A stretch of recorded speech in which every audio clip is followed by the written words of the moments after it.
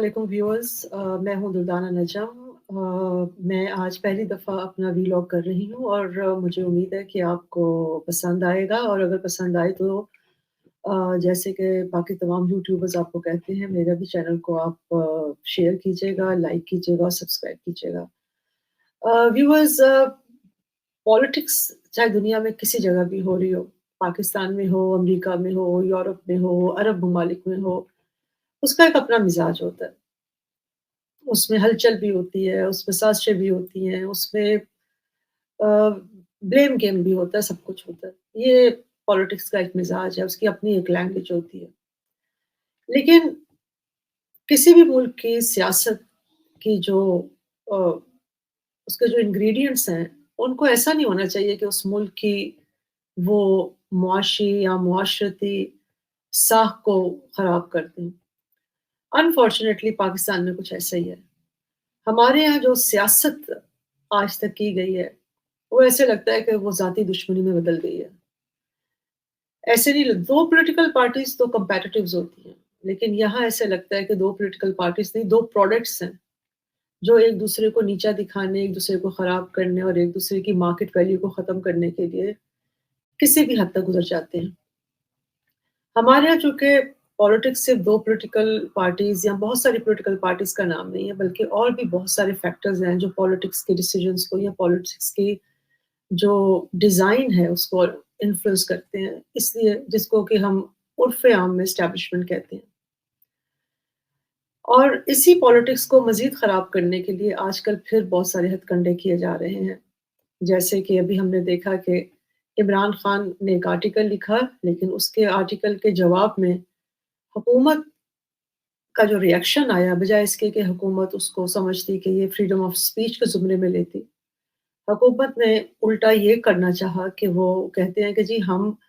International media سے پوچھیں گے کہ انہوں نے ایک کانوکٹ کو اپنے جریدے میں یا اپنے میگزین میں لکھنے کی اجازت کیوں دی۔ اسی طرح ہم دیکھیں کہ پاکستان میں ابھی جب الیکشن کی وجہ سے گہما گہمی ہونی چاہیے تھی، لیکن گہما گہمی کی جگہ کیا ہم دیکھتے ہیں کہ ایک قرارداد سامنے آتی ہے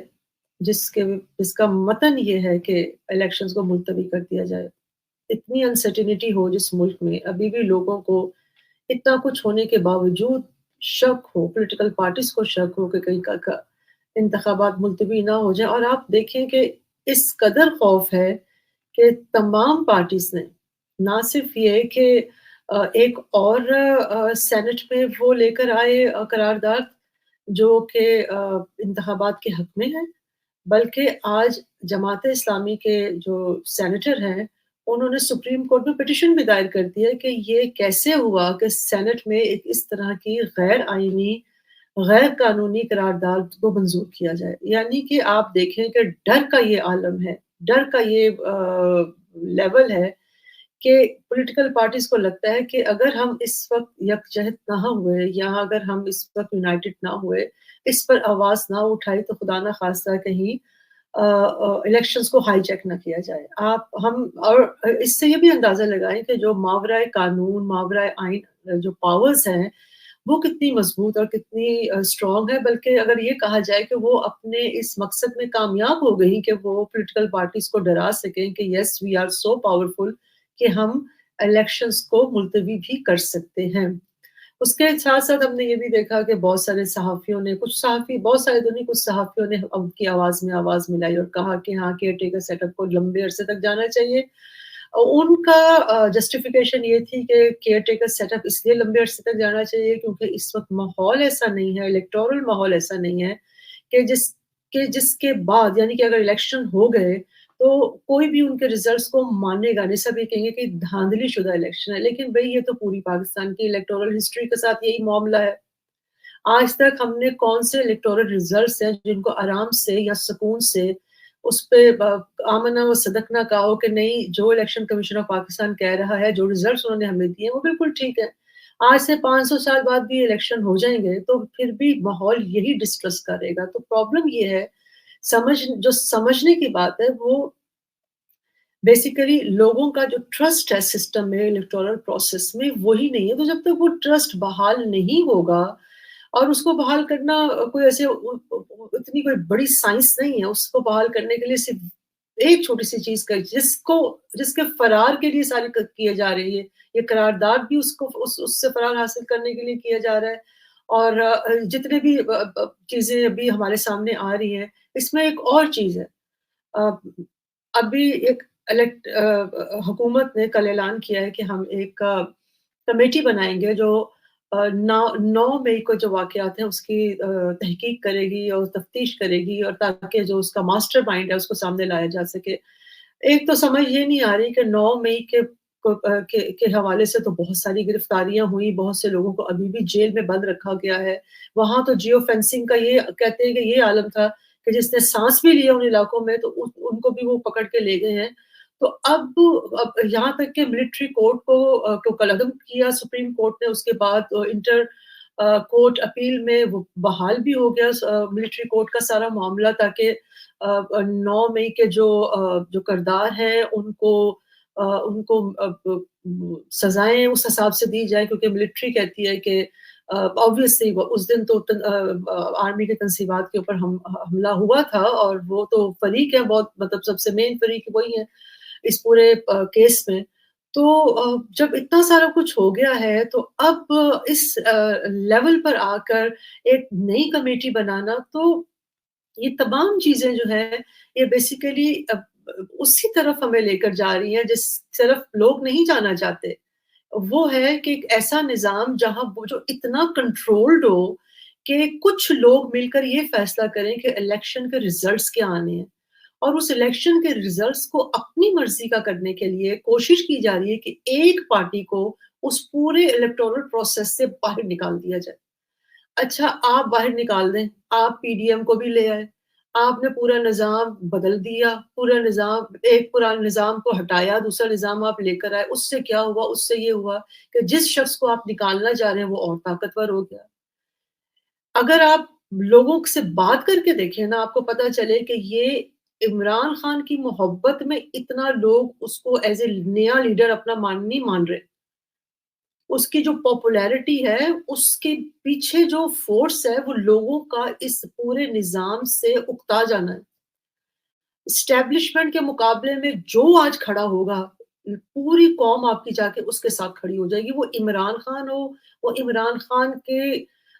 شکل میں کوئی اور بھی آپ کسی کو لا کے کھڑا کر دے جو اس وقت، کیونکہ یہ ریئیکشن سسٹم کے خلاف ریئیکشن ہے لوگوں کا،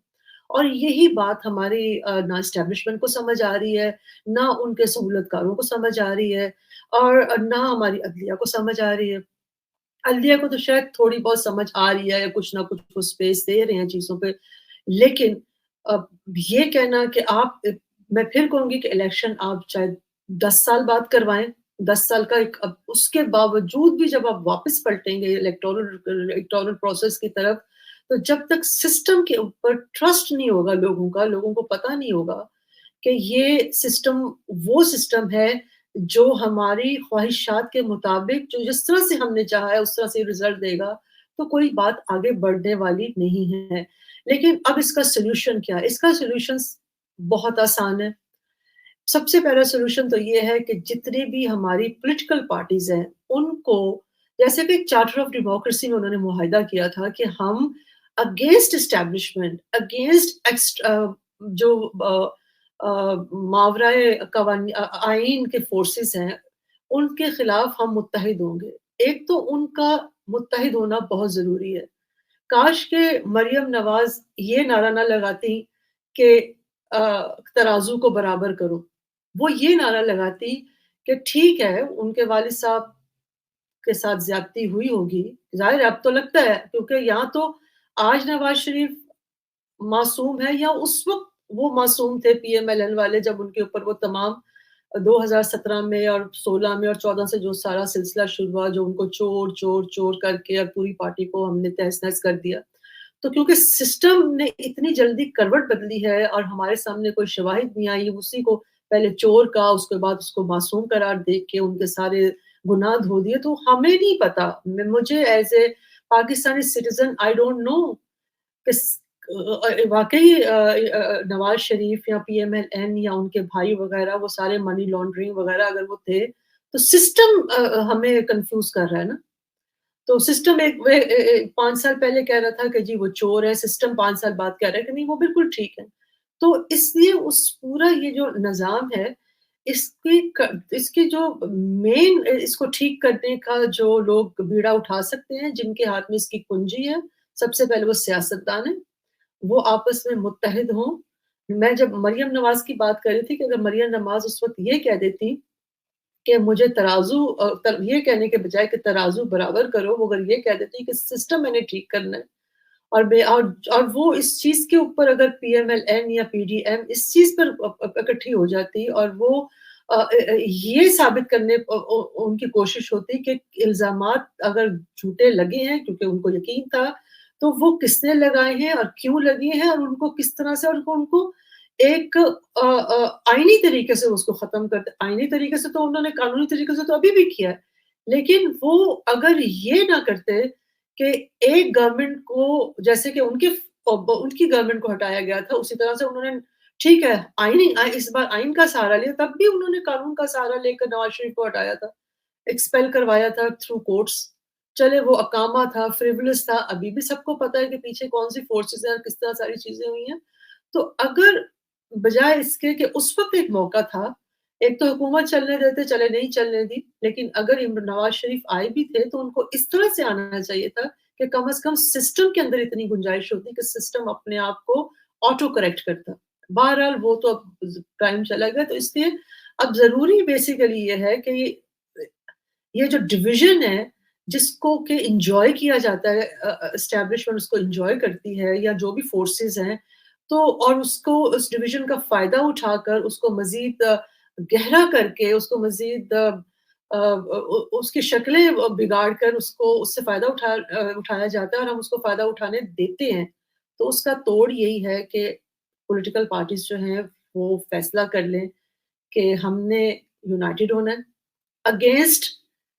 انکانسٹیٹیوشنل مووز اب وہ انکانسٹیٹیوشنل موو چاہے عدلیہ کرے وہ انکانسٹیٹیوشنل موو چاہے وہ اسٹیبلشمنٹ کرے وہ انکانسٹیٹیوشنل موو چاہے وہ کوئی جرنلسٹ کی باڈی کرے یا کوئی بھی کرے تو ان کو یہ پرنسپل ایک بنانا ہوگا اسی پرنسپل پہ انہیں کھڑا ہونا ہوگا رہ کے دوسری بات جو دوسرے سولوشن کا جو سیکنڈ لیول ہے وہ عدلیہ ہے اور بلکہ کہنا چاہیے تو یہ اس میں کوئی مذائقہ نہیں ہے کہ بیسیکلی اگر عدلیہ ہماری صاف شفاف ہو جائے اور وہ صرف قانون کے مطابق فیصلے کریں اپنی ذات کے مطابق نہیں یا کسی پاور سے ڈر کر نہیں تو پاکستان کی 98% جتنے بھی یہ حالات ہیں یہ اپنی جگہ پہ درست ہو جائیں گے اب ظاہر سی بات ہے سب نے اتنا گند پھیلایا ہوا ہے اتنا رائتا پھیلایا ہوا ہے اتنے سب کے اوپر ایک ان کے اسکیلیٹنس ہیں کی الماریوں میں اتنے سب کے مردے گڑے ہوئے ہیں کیونکہ ہم تو دیکھتے ہیں نا ہمارے پاس تو ویڈیوز بھی ہیں ہمارے پاس تو لوگوں کے ننگے بطنی چٹے کٹے سب کچھ ہم نے رکھا ہوا ہے ایک دوسرے کو ذلیل بلیک میل خوار کرنے کے لیے تو سارے ایک دوسرے کے کانے ہیں سارے ایک دوسرے سے ڈرتے ہیں کسی بھی اب اور اس سارے ماحول میں ہوا یہ ہے کہ وہ جو ایک شرم کا حیا کا ایک دوسرے کی عزت نفس کا ایک خیال ہوتا ہے وہ ختم ہو گیا ہوا ہے کیونکہ سب کچھ ہم نے ایکسپوز کر دیا سارا تو اس ایسے ماحول میں میرا خیال ہے عوام بھی یہی چاہے گی کہ آپ لوگ سارے بیٹھ جائیں اور ایک اپنے اپنے گناہوں کا چلے اعتراف ہی کر لیں لوگوں آ کے اپنے کسی نہ کسی طریقے سے جسے ٹروتھ اینڈ ریکنسیلیشن کہتے ہیں تو وہ کمیشن بنا کے اپنے اپنے گناہوں کا اور پھر جیسے ایک عام روایت ہوتی ہے کہ